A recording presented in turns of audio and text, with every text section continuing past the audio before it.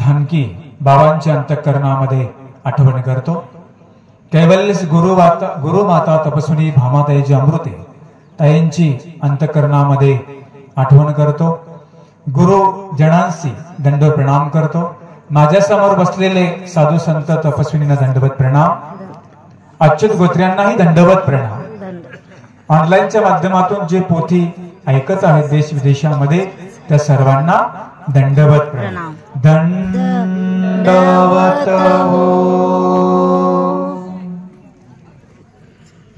महाराज की जय।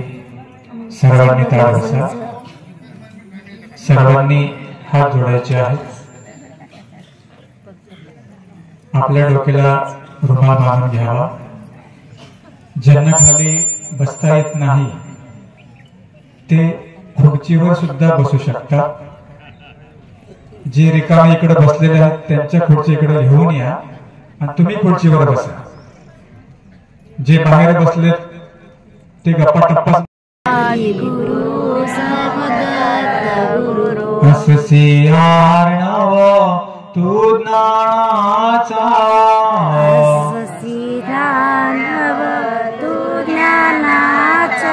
नित्य बंधुरे अध जीवाचा नित्य बंधुरे जीवाचा चवयोगी तव अवतारू चवयोगी तव अवतारू आदि गुरु नमो दत्त गुरु आदि गुरु तव दत्त गुरु दुर्गुणी कश्मळ नासुनी माझे दुर्गुणी कश्मळ नासुनी माझे विभो पद दे स्वामी तुझे विभव पद दे स्वामी तुझे अससी सुखाचा सागरू अससी सुखाचा सागरू आदि गुरु नमो दत्त गुरु आदि गुरु नमो दत्त गुरु आदि गुरु नमो दत्त गुरु आदि गुरु नमो दत्त गुरु श्री दत्तात्रेय महाराज की जय। वाडीचे बाबा की जय। शास्त्र तेही एक प्रकारचं स्मरण आहे। काय काय बाया मी पाहतो, काय काय पुरुष पाहतो सेवेमध्ये आहेत। कोणी झाडण्याची सेवा करतं, कोणी पोते वाहून त्या ठिकाणी नेतं, कोणी वाढण्याची सेवा करतं। सेवा फार महत्वाची असते। एक दादा माझ्याकडे आले, ग्रस्त आहेत, या ठिकाणी सेवा करतात ते। त्याने सांगितलं बाबा मी पहिल्यापासून मला वजच व्हायचं काम आहे आणि याही ठिकाणी मी वजवानाचं काम करतो। म्हटलं तुम्ही तिकडे जे वजन राहिलं ते तुम्हाला कर्म लागलं, पण या ठिकाणी जर तुम्ही एखादं पोत जर त्या स्वयंपाकघराकडे नेऊन दिलं तुमचे अनेक घोड्याचे गाढवाचे जन्म तुमचे नासणार आहे। इथली सेवा सोपी समजू नका। मी त्या दिवशी घोषणा केली, आमच्या काही मावल्या बिचाऱ्या 2-4 जणी येतात आणि मंडप स्वच्छ करतात। घाण करण्यापेक्षा तो स्वच्छ करता आला पाहिजे। आमच्या स्वामींनी काय सांगितलं, दास्य मोचक, जे दास्य ते तुम्हाला मुंचन करणार आहे। आपण फक्त म्हणायचं का नाही नाही आता आम्ही गेलो अंबारीला फक्त गाठी करा, फक्त प्रवचन ऐका, काही सेवा करू नका, असं चालेल का? तुमचं मुंचन कधी होणार मग? म्हणून या ठिकाणी जो जो व्यापार करेल, कोणी वजवायचा व्यापार करेल, कोणी वाढण्याचा व्यापार करेल, कोणी इकडचं पोतं तिकडं नेऊन टाकेल, त्याचे अनेक घोड्याचे गाढवाचे त्यांचे जन्म म्हणजे कर्मणास त्यांचा होणार आहे, तो लेप त्यांचा सुद्धा नासणार आहे। लक्षामध्ये ठेवा। चरित्रामध्ये प्रसंग येतो, स्वामी पंचेश्वरला असताना अवधूताच्या खांद्यावर बसून पलीकडे गेले। पंचेश्वर केलंय ना त्या ठिकाणची लीळा आहे। का गेले? स्वामी खांद्यावरच का बसले, पाठीवरच का बसले? कारण की त्यांच्या अनेक कर्मलेप नासायचे होते। आता वज कोण वाहत? कोण वाहत? गाढव वाहत, घोडा वाहतो, बैल वाहतो। हे कसे सगळे ओझे वाहणारे आहेत की नाही? याची सुद्धा लेप स्वामीने त्यांचे नासून टाकलेले आहे. म्हणून देवाच्या दारामधली सेवा, परमार्गाची सेवा, एखाद्या साधूची सेवा कधीही कमी समजायची नाही. पडेल ती सेवा करायची. कुठे भांडे घासू वाटले, कुठे आश्रममध्ये सेवा करायची, काही साधू संत आले त्यांची सेवा करायची. तुम्ही घरी पण स्वयंपाक केला, इथं पण स्वयंपाक केला, फरक काय? घरी स्वयंपाक केला तर कर्म लागलं, इथं स्वयंपाक केला तर कर्मनाश झालेला आहे. घरी जर तांब्या उचलून दिला तो प्रपंचिक संदर्भ आहे, पण इथे जर एखाद्या साधूला पाणी दिलं, 7 हेल्याचे जन्म लेखी लागतात. लक्षामध्ये ठेवा. दोन्ही पण तुम्ही काम केलं की नाही? चरित्रामध्ये एक प्रसंग येतो. महादासाला तहान लागलेली असते. महादास एकाच्या ओसरीला बसते. तिला तो पाणीच देत नाही, थकलेली असते. ते म्हणते, आई जरा मला पाणी द्या ना. तो पाणी देत नाही. आणि मग स्वामी सांगतात, बाई जर तुम्हाला त्यांनी पाणी दिलं असतं, 7 हेल्याचे जन्म त्यांची लेखी लागले असते. याला माहिती ना आपल्याकडं पूर्वीच्या काळी. आता मी लहानपणी पाहत होतो. माझं गाव पेवा आहे आणि आमची इथे ताई आहे गोदावरीबाई पुंजाराम चंद्रवंशी. लहानपणी जेव्हा बघायचो तिथे त्या म्हशीवर ते पखालीमध्ये पाणी यायचं. मी पेव्यालाही बघायचो. त्या ठिकाणी त्या म्हशीवर ते म्हणजे पखाल जायची, त्याच्यामध्ये पाणी यायचं. पाणी व्हावं लागलं की नाही, तिथे जन्म असे लेखी लागत असतात. म्हणून सेवा कधी कमी समजायची नाही. एक गाठी कमी करा, नका करू सकाळची सेवा तरी चालेल, परंतु परमार्गाची सेवा काही बघितलं पाहिजे.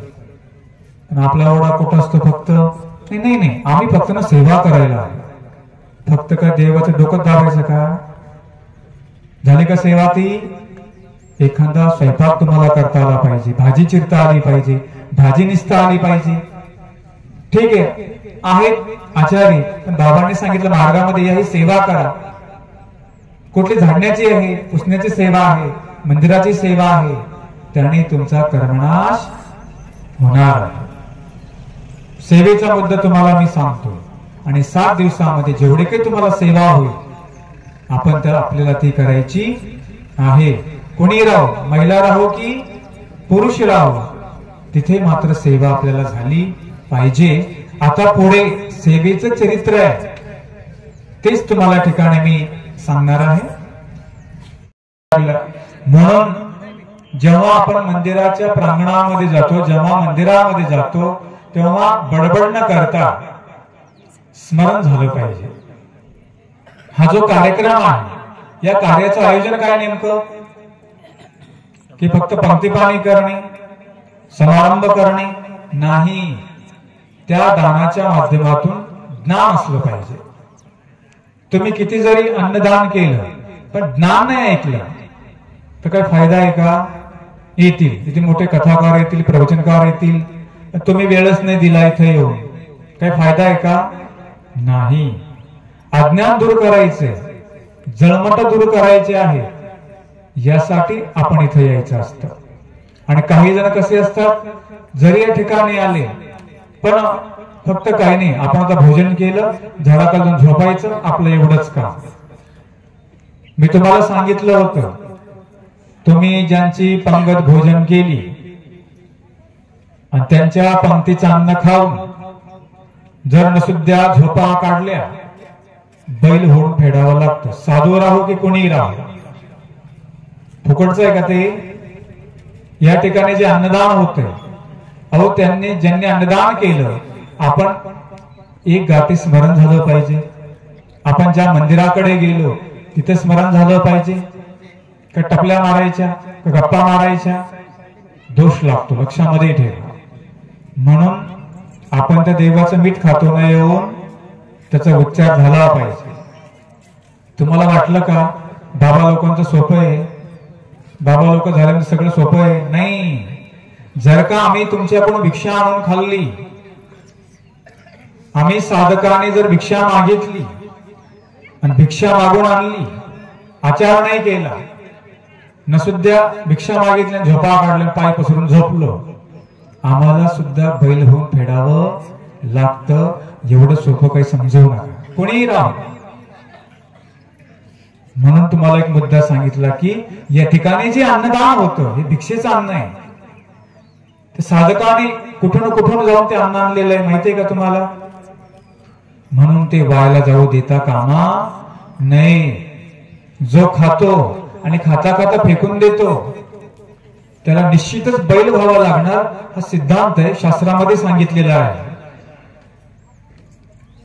बैल व्हायचंय का आपल्याला. नाही व्हायचं.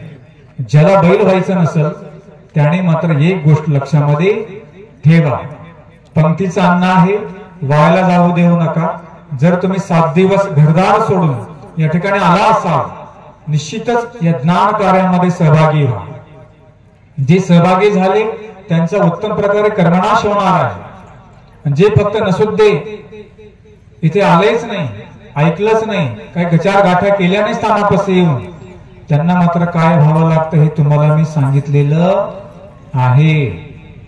अहो सगळं आयुष्य झोपेमध्येच गेलं ना आपलं. आता घरी गेलं काय काम आहे आपल्याला. काय काम आहे सांगा. काय नाही, प्रपंच करायचं, खायचं आणि झोपायचं, कर्म करायचं. कोणी ज्ञान देईल का तुम्हाला. ज्ञान गंगा जर इथं आलेली आहे ज्ञान गंगेमध्ये जाऊन आपण स्वतः थोडाला शुद्ध केलं पाहिजे. तुम्ही काय करता फक्त दररोज आंघोळीकडे लक्ष. आज आंघोळ झाली नाही काही फरक पडत नाही. काहींचं लक्ष कसं असतं जेवणे खाणे आंघोळ करणे बस. काही बाकीचं घेणं नाही. तिथे काय विधी चालला, काय अवसर चालला, स्मरण चाललंय का, आरती चालली का, ज्ञान सत्र चाललंय का, याचं काही आपल्याला गांभीर्य नसतं. म्हणून तुम्ही प्रपंचातला वेळ काढून या ठिकाणी आलेला आहात तर आपल्याला ते प्राप्त करायचंय. आणि ही वेळ पुन्हा येईल का. नाही. तुम्ही कुठे जाऊ शकता का पुन्हा. नाही जाऊ शकत. म्हणून ज्ञान सुरू झालं आपण त्या ठिकाणी गेलं पाहिजे. तुम्ही सगळे आवडीचे आहात. मी तुमचं कौतुक करतो बघा की तुम्ही तिन्ही सत्राला चांगल्या प्रकारे हजर राहता. या ठिकाणी जेवढं तुम्ही बसता तुमचा सगळा काळ स्मरणामध्ये लेखी लागतो. कशामुळे.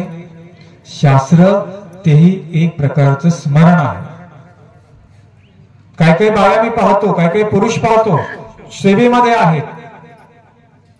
कोणी झाडण्याची सेवा करतं, कोणी पोते वाहून त्या ठिकाणी नेतं, कोणी वाढण्याची सेवा करतं. सेवा फार महत्वाची असते. एक दादा माझ्याकडे आले.